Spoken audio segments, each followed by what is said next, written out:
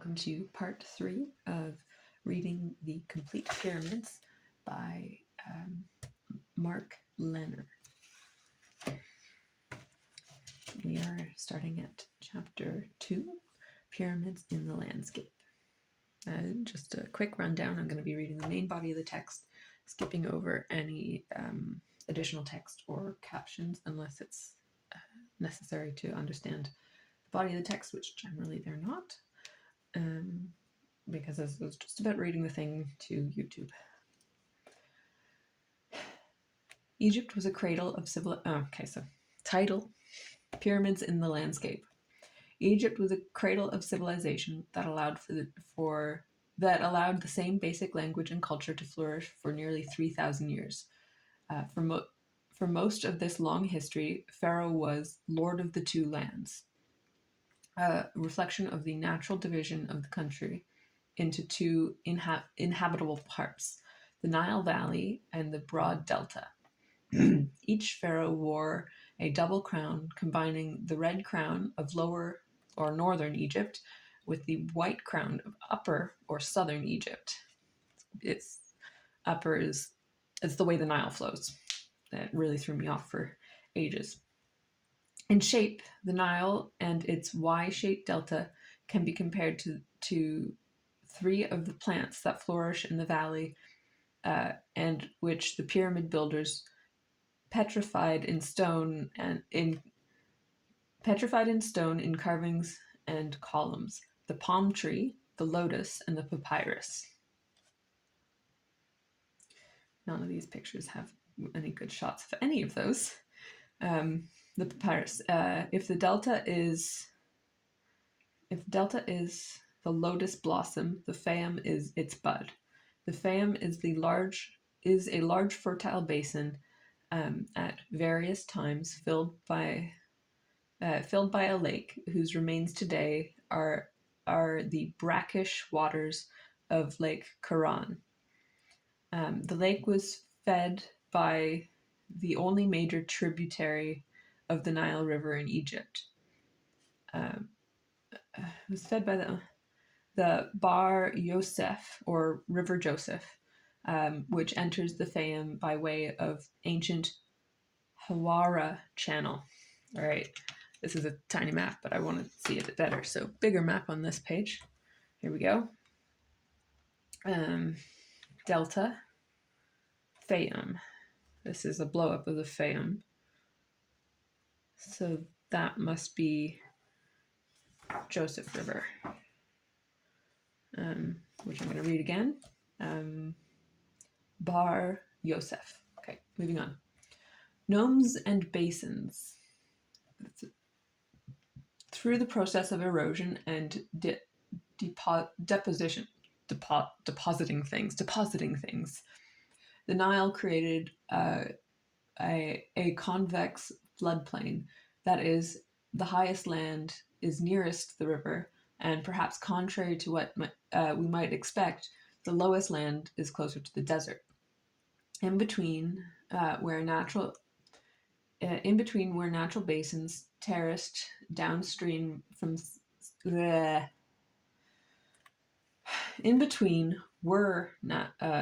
natural basins terraced downstream from south to north.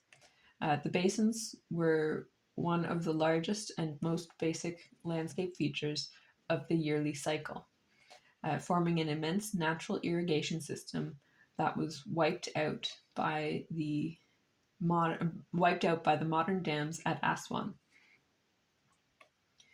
Surrounded by dikes and carefully managed, the great cell-like basins held water for 6 to 8 weeks each year during the annual flood. In the last century, from Elephantine to just north of the Fayum, were 136 principal basins. How did the ancient Egyptians organize this landscape and its peasant farms to provide the food and labor that supported pyramid building? During the last century,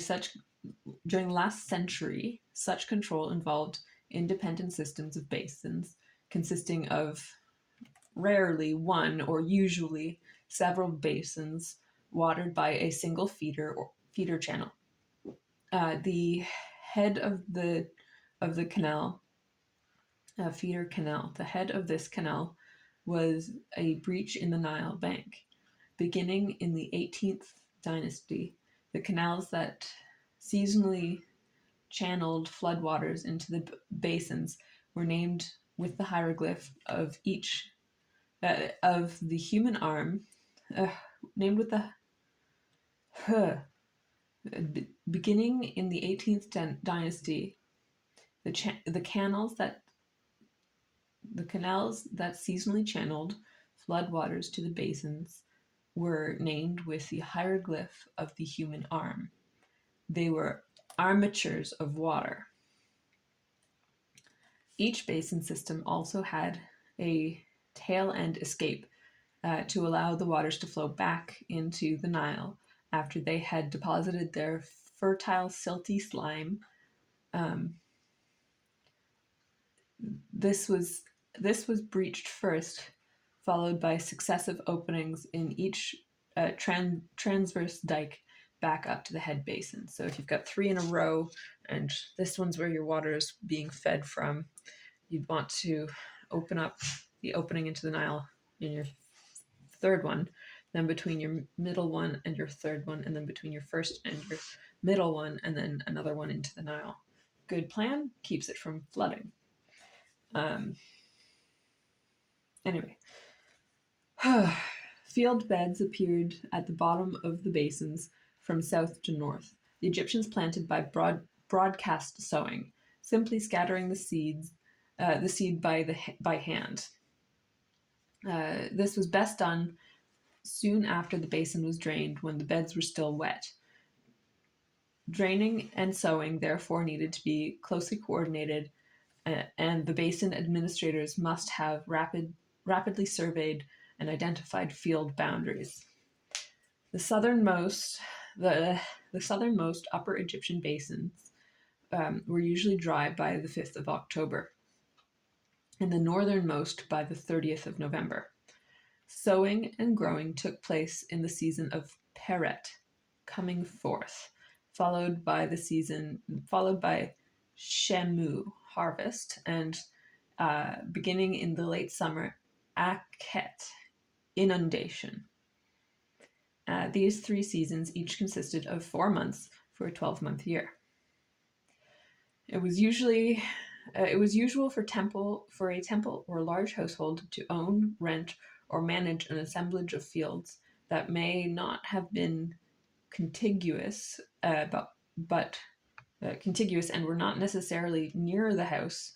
In ancient Egypt, as other societies based on flood recession agriculture, an archipelago of land holdings in different qualities spread throughout the country may have been an insurance against floods. Okay, I'm going to reread that. It was usual for a temple or large household to own, rent, or manage an assemblage of fields that may not have been contiguous and were not necessarily near the house.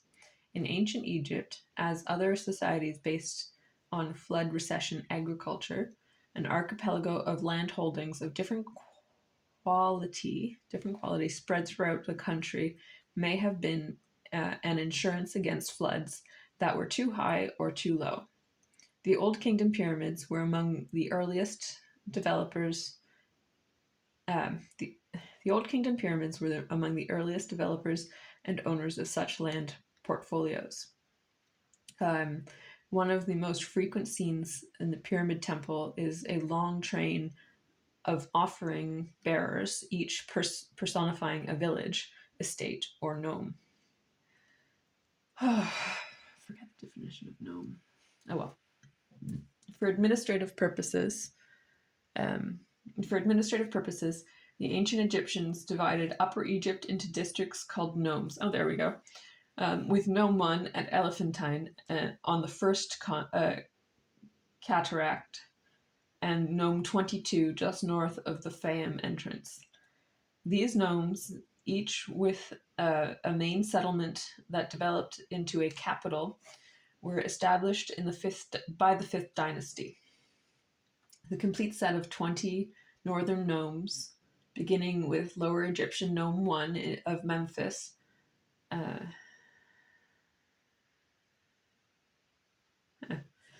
Okay. I've understood. Okay. Lower Egyptian Nome of Memphis, and taking in the delta was established only in late antiquity. All right, so that's possibly Ptolemaic, but probably Roman. So I'm going to reread that sentence again because it completely went over my head the first time. Well, I'm going to do the whole paragraph. For administrative purposes, the ancient Egyptians divided Upper Egypt into districts called nomes, with Nome 1 at Elephantine on the first cataract and Nome 22 just north of the Fayum entrance. These nomes, each with a main settlement that developed into a capital, were established by the fifth dynasty. The complete set of 20 northern nomes, beginning with Lower Egyptian Nome 1 of Memphis and taking in the delta, was established only in late antiquity. It is tempting to think that the nomes and the first proto-kingdoms that amalgamated in the late pre-dynastic to become the Egyptian state originated in these basins.